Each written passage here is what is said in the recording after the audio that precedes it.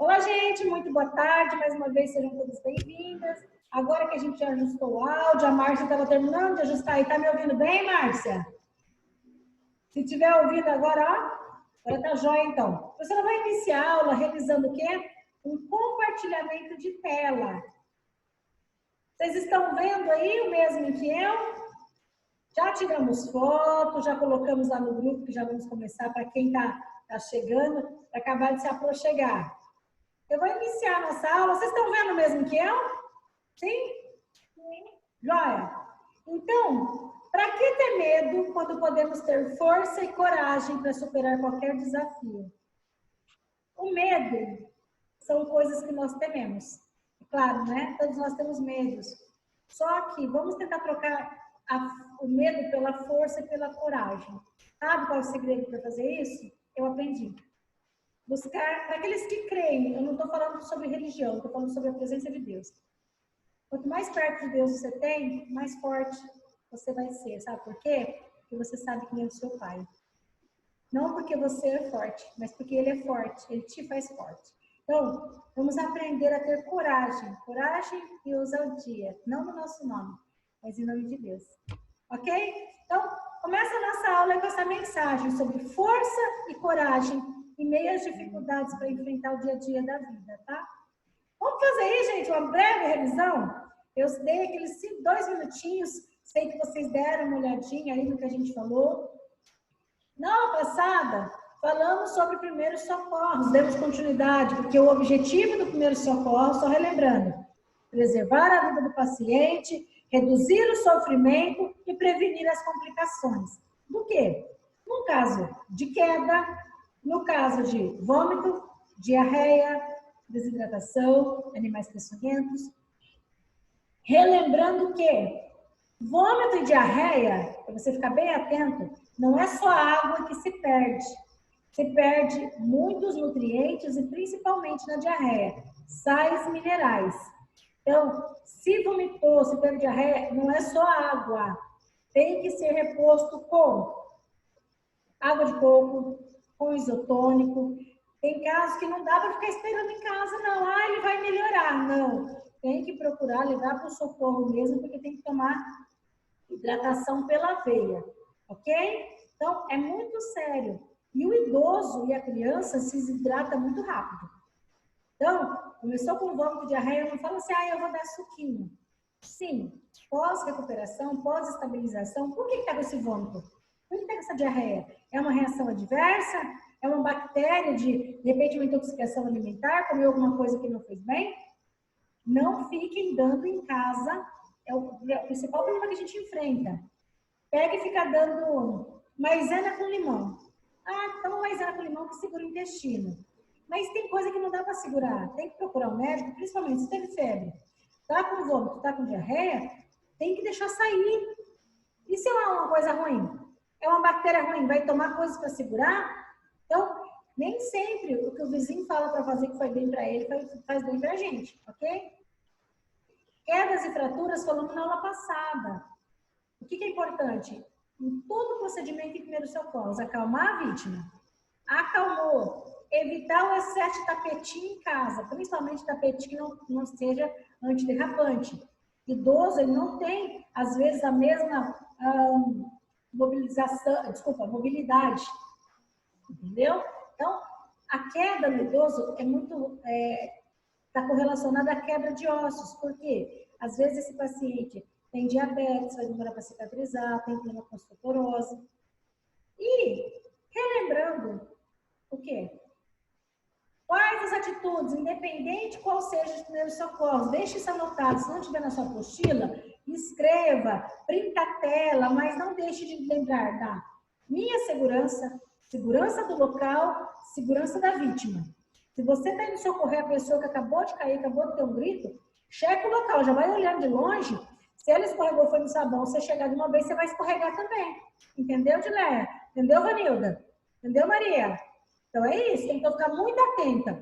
Então, pede socorro, não fica esperando, vamos pôr o osso no lugar. Não tem essa história de quebrar e pôr osso no lugar em casa, não, isso não dá certo. Presta assistência e os sinais vitais, eles são imprescindíveis para a hora que se tiver algum profissional lá no telefone para falar com você. Então, primeiro socorro, chamou o SAMU, se for emergência clínica. Se for acidente de trânsito, um paciente preso na ferragem, animal preso dentro do bueiro, é tudo bombeiro, não é SAMU, tá bom? Mas se você ligar errado na hora do desespero, eles encaminham, tá? Ficou faltando, eu fiquei devendo para vocês sobre a aula passada. Opa, bacana, Margali acabou de entrar, opa, legal. Então, assim, sobre a semana passada ficou de falar sobre os primeiros socorros, falamos dos animais peçonhentos, mas os cuidados. Primeiro, capturar os animais sempre que apresente perigo. Um exemplo.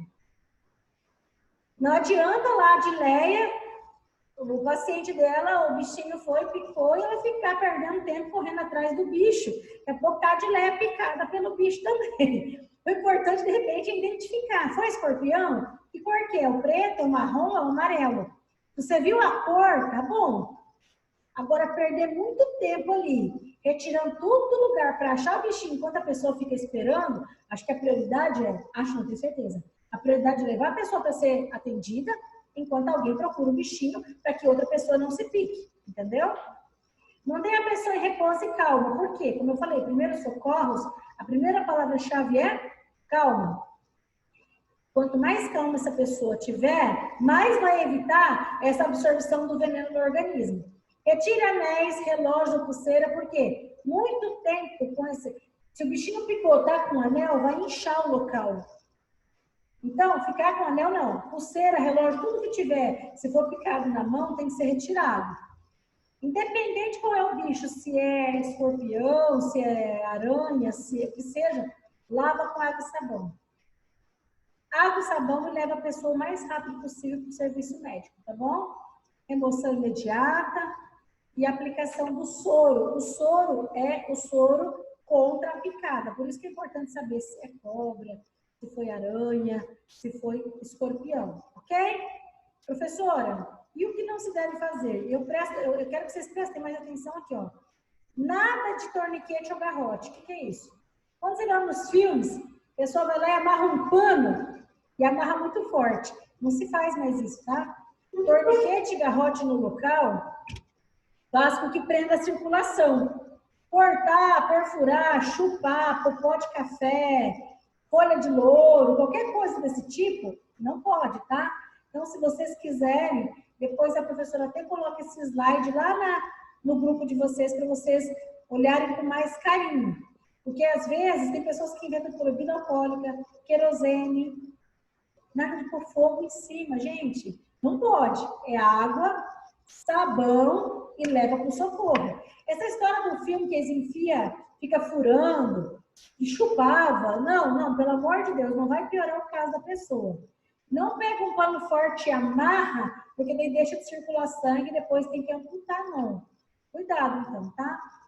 Lembrando bem que a professora falou na aula passada, esses venenos, eles vêm do Instituto Butantan, aqui em São José do Rio Preto, aonde que é a referência? Hospital de Base. Ok? Então, finalizamos, então, os primeiros socorros correlacionados, então, aos animais peçonhentos, que foi o que ficou faltando da aula passada. E agora, e hoje, o que nós vamos ver? Nós vamos ver sobre doenças de Parkinson. Quais são os principais sintomas se você hoje fosse cuidar de um paciente com doenças de Parkinson? Primeiro, guarde bem essa informação. A doença de Parkinson é uma doença degenerativa, ou seja, ela atinge o sistema nervoso central. O que acontece com a pessoa normalmente? Ela vive uma sensação como se ela estivesse sempre depressiva, sempre com a cabecinha inclinada para frente, tem dificuldade em manter a postura ereta, rigidez muscular, treme o tempo inteiro. Vou falar por que ela treme. E a pessoa que tem Parkinson, ela vai precisar sempre que às vezes você ajuda ela a se locomover, somente se for tiver em escadas ou degraus. Por quê? Ela tem problema no desequilíbrio ao andar. Então, colocar a mãozinha ali, dar o ombro, não precisa estar segurando a pessoa no colo, né? Mas dá o ombro assim, fala, só quer ajuda? Põe a mãozinha aqui. O papel do cuidador é muito importante. O paciente com problema de Parkinson, normalmente está correlacionado à incontinência urinária. Às vezes, está com problema de Parkinson, atinge, que é tudo muito próximo lá no cérebro, né? Ele passa por problema de incontinência urinária, fraqueza óssea, excesso de salivação, saliva fica babando o tempo inteiro, lentidão ao realizar o movimento. Ok. Então, agora, bacana. Aí a professora citou aqui alguns sinais e sintomas que você observa com o paciente de Parkinson, certo? O que a professora quer que você guarda? É uma doença degenerativa, ou seja, vai degenerando o sistema nervoso central. Por isso, existe um neurotransmissor chamado dopamina. É a dopamina que diminui essa produção, causando, então, essa doença. Então, se a professora colocar na atividade para você, o que é a doença de Parkinson? Você vai colocar lá, é uma doença degenerativa do sistema nervoso central. Ela é crônica e degenerativa. Crônico quer dizer que ela sempre vai ter aquilo e vai piorando cada vez mais. Por isso que é crônico e progressivo. Quando fala que é agudo, é naquele momento. Quando fala que é crônico, é que isso já veio. Por exemplo, diabetes, a pressão alta, o Parkinson, são doenças degenerativas. Desculpa, são doenças crônicas. Então, ou seja, é uma doença que tem que ter um tratamento constante, ok? Essa doença degenerativa, que eu falei que atinge o sistema nervoso, opa, ó, a Erika veio aqui, a professora já fez chamada, tá? Joia? Viu, Margali? Fique tranquila, você entrou depois, a professora já colocou presença aqui para você, tá bom? Aqui, obrigada. Erika, eu tenho um pouquinho atrás, mas é tudo, tá? Ok, então lá.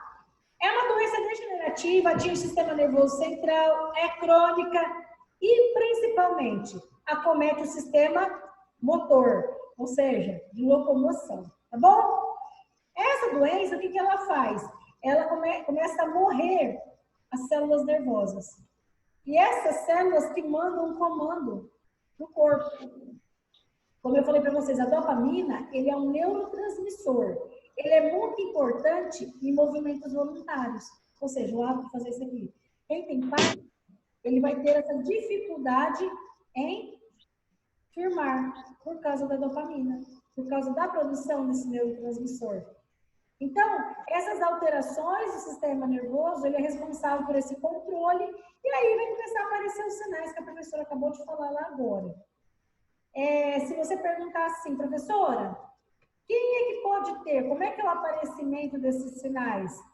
Está se estudando, as causas não são muito bem definidas. O que isso quer dizer? Algumas pesquisas que saíram recentemente diz que é genético. Outros dizem que é ambiental. Um exemplo, Dileia, Maria, Vanilda, quem pode ter? Professora Eva, qualquer pessoa onde há um comprometimento lá na produção de dopamina. Viu como é interessante saber sobre essa doença? Então, olha lá. Essa doença, olha só, transmissor. Dentro dos nossos neurônios, um transmite e o outro recebe, ok? Esse aqui é um neurônio saudável. Isso aqui é de um paciente que a dopamina transmite essa informação. Um paciente, quando ele tem Parkinson, ó, é muito pouquinho. Por isso aquela desordem, entendeu? Que a pessoa fica fazendo assim. Porque se for a dopamina que faz essa função dentro lá desse sistema nervoso, ela não é muito pouquinho, ok? Então, o Parkinson, ele ocorre quando a célula nervosa do cérebro faz o quê? Que produzem, são destruídas, começa a ser destruída lentamente. Professora, de onde que isso aparece? Olha, eu falo, não é de Deus, não. Porque do nada isso pode aparecer. Alguns estudos dizem que é genético, outros estudos dizem que é ambiental. Mas o que tem no ambiente? Viu como é complexo? Às vezes algumas informações. O Anilda fez até assim. Pois é muito comum em pessoas idosas. Então, por isso que eu destaquei e trouxe para vocês aqui, ó. Então, muito comum e principalmente homens. O Parkinson ele atinge mais o homem. Por quê, professora? Opa, vai ter que se aprofundar um pouquinho mais no assunto. Então, tremor, dificuldade em caminhar, se movimentar, falta de expressão no rosto. Parece que a pessoa está sempre paralisada. Tudo bem, dona Dileia? Então, a dona Dileia não consegue fazer assim, tudo bem. Isso é o problema da doença, entendeu? Ela faz a pessoa ficar paralisada. Os músculos da pessoa ficam rígidos, principalmente. Não é somente o Alzheimer. O Parkinson também começa a dar perca na memória da pessoa. Assim como o Parkinson, o Alzheimer e o Parkinson começa a dar demência, depressão. O paciente, quando está com Parkinson, é muito comum ter depressão. Então, alucinações, de acordo com a medicação que ele está. Por quê? Não tem tratamento. Uau, como assim? Então, fique atento se você está anotando aí. Não há cura. Tem medicamento. Os medicamentos vão ajudar, mas não quer dizer que vai curar. Esse tratamento, como ele não tem cura, esses medicamentos vão ajudar a melhorar esses movimentos. Ok?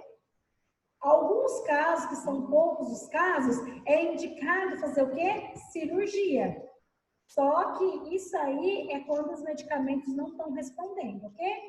Então, para você que está anotando aí, está assistindo a aula e ficou curioso, Parkinson, o que é o Parkinson? É um distúrbio do sistema nervoso central, afeta movimento, muitas vezes inclui tremores, danos às células nervosas do cérebro, fazendo com que os níveis de dopamina caiam, causando os sintomas que eu citei anteriormente.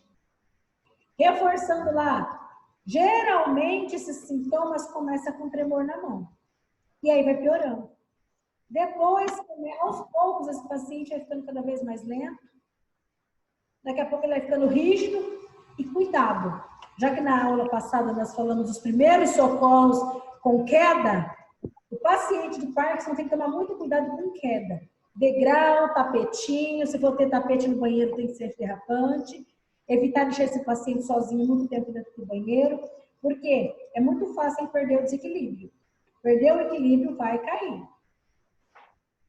Outra coisa, mesmo em repouso, a pessoa dormindo, às vezes ela continua em tremor.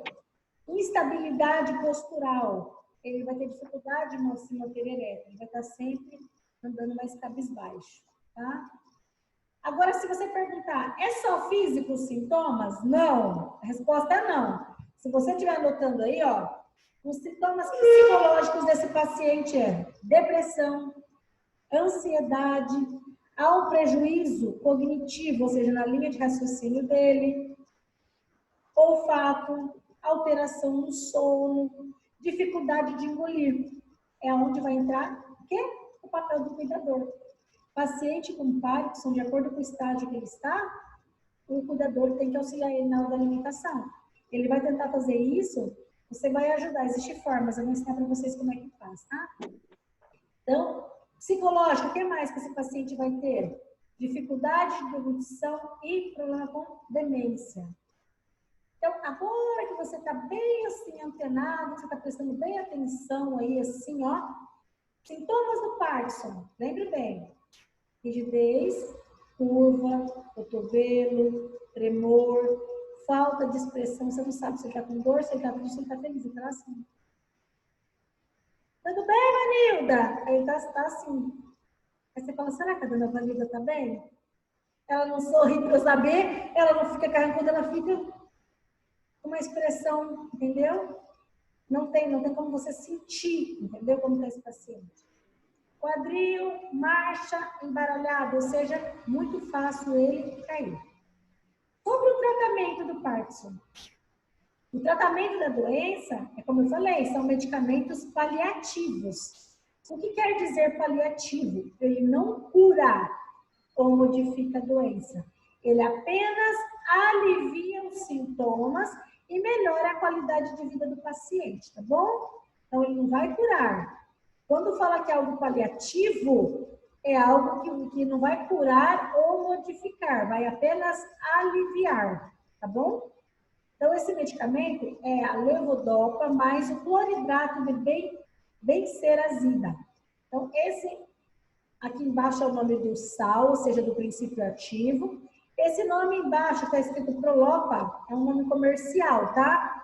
O nome do princípio ativo que se trata doença de Parkinson é esse, é levodopa mais o cloridato de benseracida.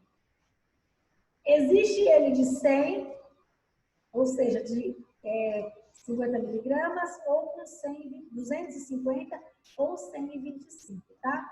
Esse medicamento, ele tem que ter um controle médico, ele tem que ter um acompanhamento. Ele deve ser tomado, no mínimo, 30 minutos ou até 1 hora. O saudável seria 1 hora antes da refeição, tá? Então, como cuidador, se o seu paciente tem doença de Parkinson, tem que lembrar não de dar o medicamento na hora da comida, tem que ser com 1 hora de antecedência, tá bom? Por quê? Porque o alimento que ele vai comer, a proteína dos alimentos, não interfira na absorção do medicamento. Porque tem alguns medicamentos que eles interferem quando vai tomar esse medicamento aqui, tá? Alguns alimentos, eles são ligados na mesma célula. Depende do que você come, pode interferir, tá bom? Por isso que esse medicamento tem que ser dado 1 hora antes. O que mais? O tratamento desse paciente também inclui, além da parte do medicamento, que é a levodopa, que eu comentei com vocês, tem que entender que essa levodopa, transforma a dopamina no cérebro. Ou seja, lembra que eu falei que é a dopamina que não para de produzir, que é o que dá o problema? Esse medicamento vai ajudar, só que é só parcialmente. Tem casos que é indicação para cirurgia. Quando é cirurgia, também pode ser benéfico, mas isso daí tem que ser muito conversado com o paciente, com a família. Por quê? Porque vai melhorar a cirurgia a parte do tremor e da rigidez. A lentidão nos movimentos é só com medicamento, tá? E essas lesões, elas podem diminuir. Ótimo, diminuiu? Perfeito. Mas e o risco que pode ter na hora de fazer a cirurgia? Mas por isso que eu falei, isso é paciente, família e o médico. Você pode estar lá para ouvir. Aí, se a família pedir a sua opinião, você vai dizer, olha, de repente, o caso do seu José, dá para tomar um medicamento e a fisioterapia, porque a fisioterapia também é uma parte de estimulação que ajuda muito no paciente que tem Parkinson. E nem sempre a família sabe disso. Existe a terapia da fala. O que é isso?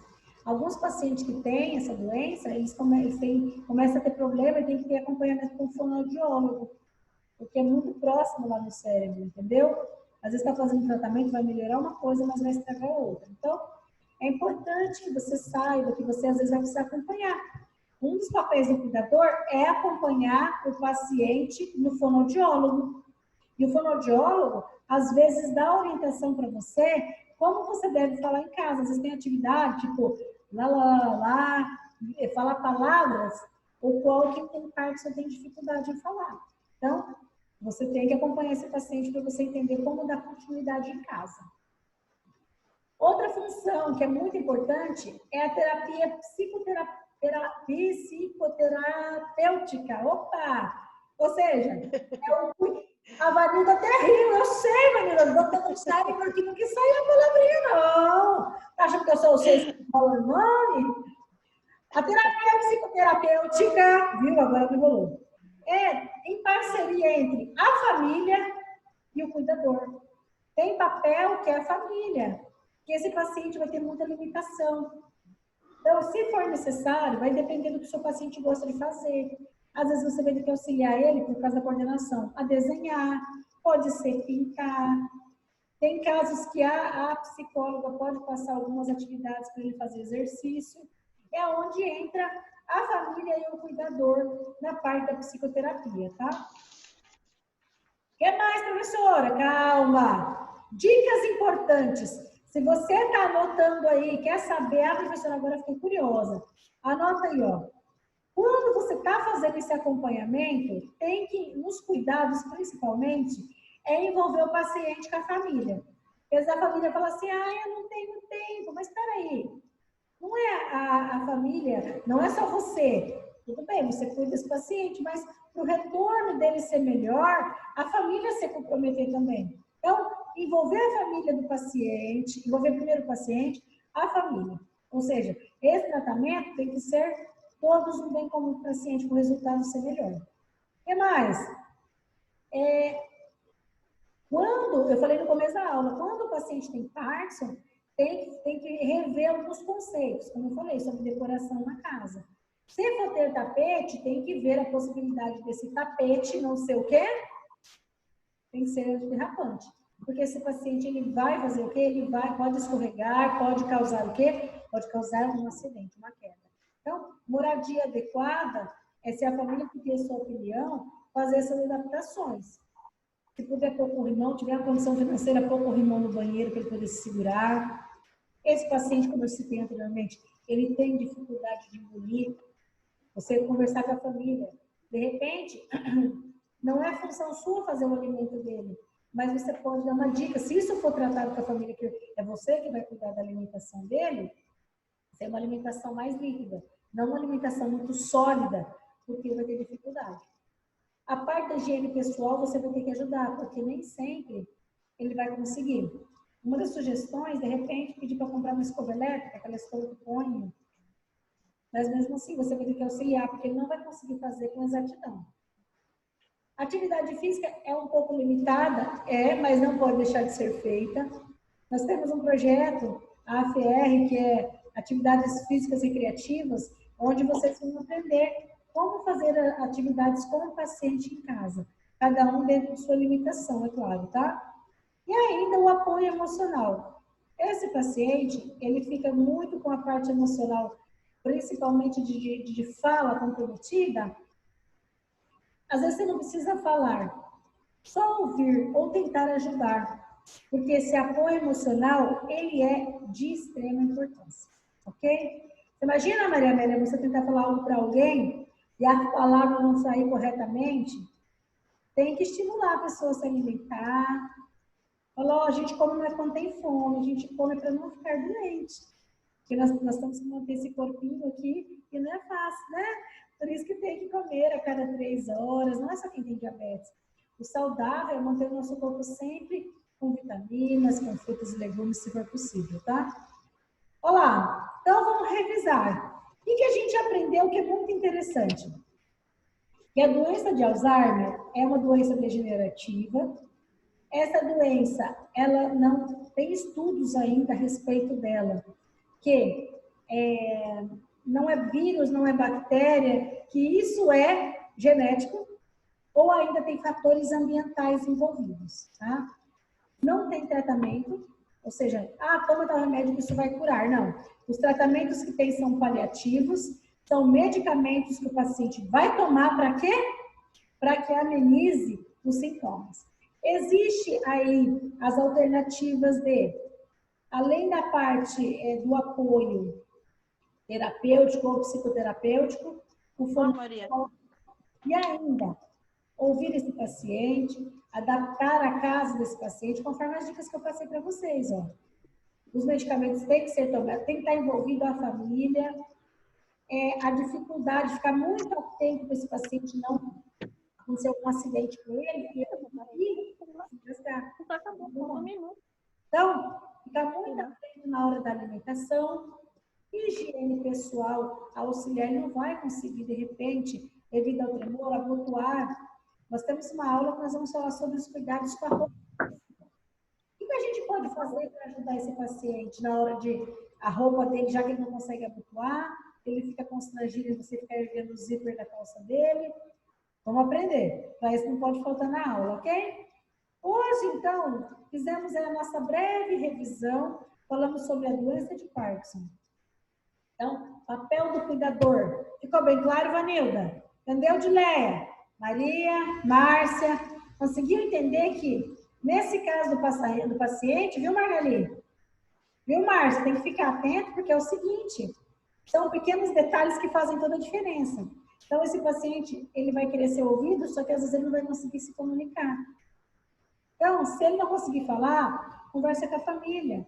Leva ele no fonoaudiólogo. Ele não tem plano de saúde. Vê no posto de saúde se tem a equipe que há a disponibilidade de levar esse paciente para poder fazer terapia com fome.